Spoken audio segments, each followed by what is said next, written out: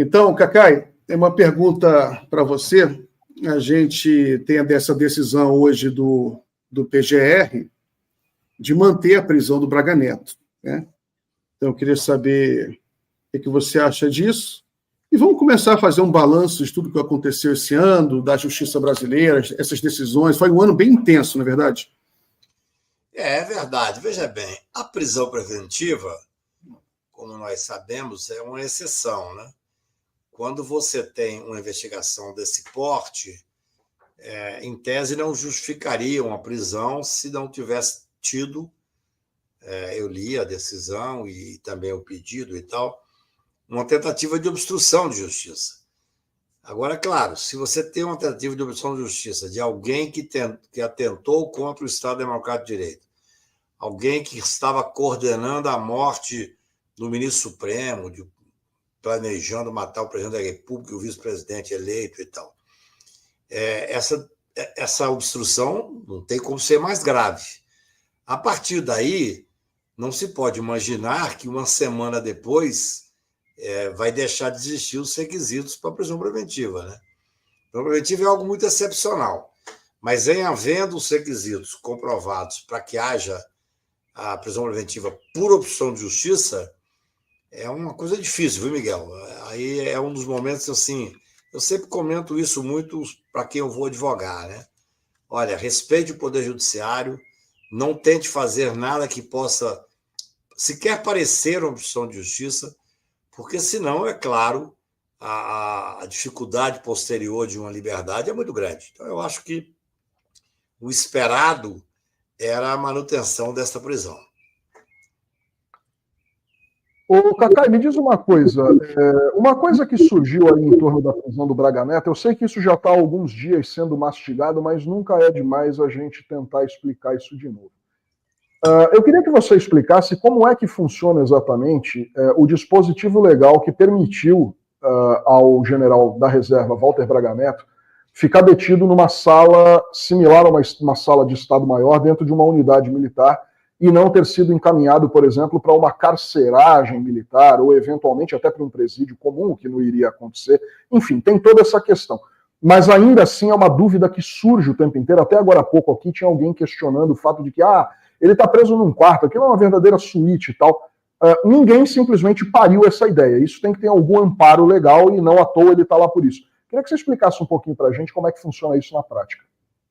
Henrique, é importante que as pessoas tenham a dimensão exata do que está acontecendo. Não há nenhum privilégio excepcional em relação a esta prisão. Há uma previsão legal. Você pode até dar um passo atrás e falar o seguinte: opa, mas não deveria existir privilégio para ninguém no momento em que determina uma prisão. O que ocorre? O advogado, por exemplo, o advogado, em regra, se ele está preso em função de alguma coisa ligada à advocacia, ele tem direito a uma cela diferenciada até o trânsito em julgado. É assim que funciona. Pode haver essa mudança? Pode. A sociedade tem que discutir que isso não é o que a sociedade quer. O general Braga Neto, ele está preso num quartel, é assim que funciona, nós tivemos vários exemplos, não de general 4 estrelas, é a primeira vez. Mas vocês devem se lembrar, quando foi preso o governador de Minas Gerais, ele cumpriu, até terminar o julgamento, ele cumpriu exatamente no quartel deste. Então, assim, embora eu entenda a perplexidade de quem não acompanha e não conhece a legislação, primeiro que a prisão, mesmo que seja uma prisão que tenha esses privilégios, é uma morte, uma desonra para um general 4 estrelas. Ele está preso, ele pode não estar submetido a uma carceragem, porque tem uma lei específica que cuida disso, não há nada de irregular nem de ilegal. Mas ele está preso, ele está sendo submetido no dia a dia dele a alguém, penso que da Polícia Federal, talvez tenha sido delegado até alguém do Exército, mas que é inferior a ele, que está coordenando. Ele não pode, ele tem que sair no horário tal, ele tem que seguir o horário tal. A comida dele é no rancho. É um privilégio? Claro que é. Em vez dele comer no presídio, dentro da cela que ele está, ele está numa cela. Mas não é uma cela, é uma cela. Não tem grade.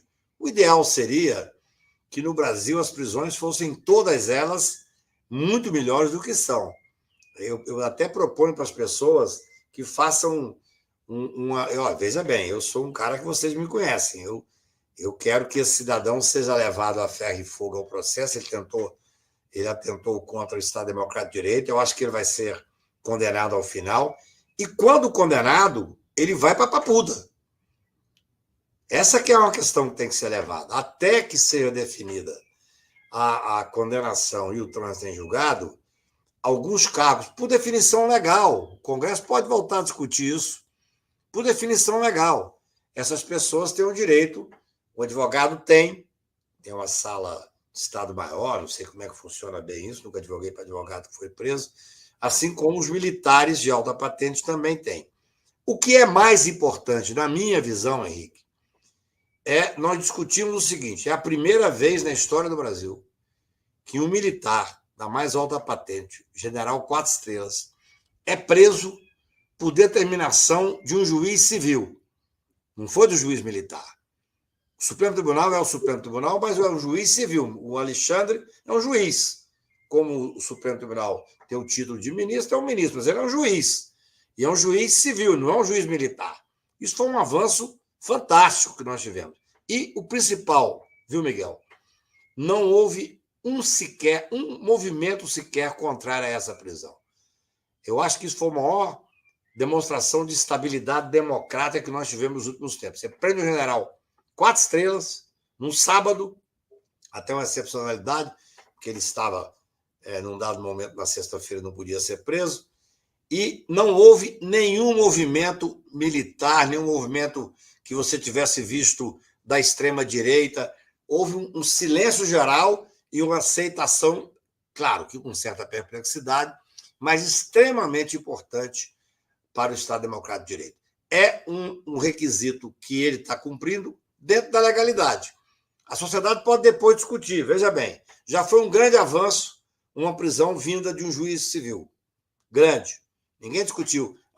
Não teve lá um general que disse mas quem tinha que decidir isso era o Superior Tribunal Militar. Não teve ninguém que falou isso.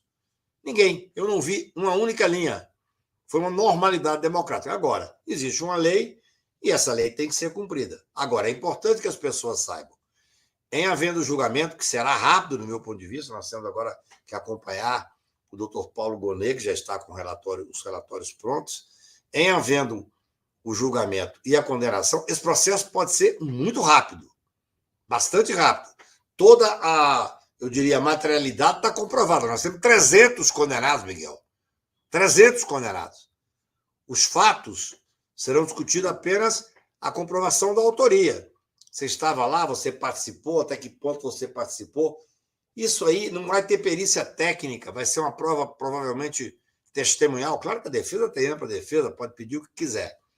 Mas, no meu ponto de vista, vai ser um julgamento rápido e, em havendo a condenação, o cumprimento da pena se dá nessas masmorras brasileiras, que eu espero que a ultradireita, pela primeira vez, venha discutir de forma diferenciada o sistema carcerário no Brasil, quando essas pessoas, porque o Bolsonaro vai ser preso, o general Heleno vai ser preso. Eu espero que elas venham discutir que bandido bom não é bandido morto. Eu não gosto dessa expressão, mas é a expressão que eles usam, para que a gente possa discutir o sistema carcerário brasileiro.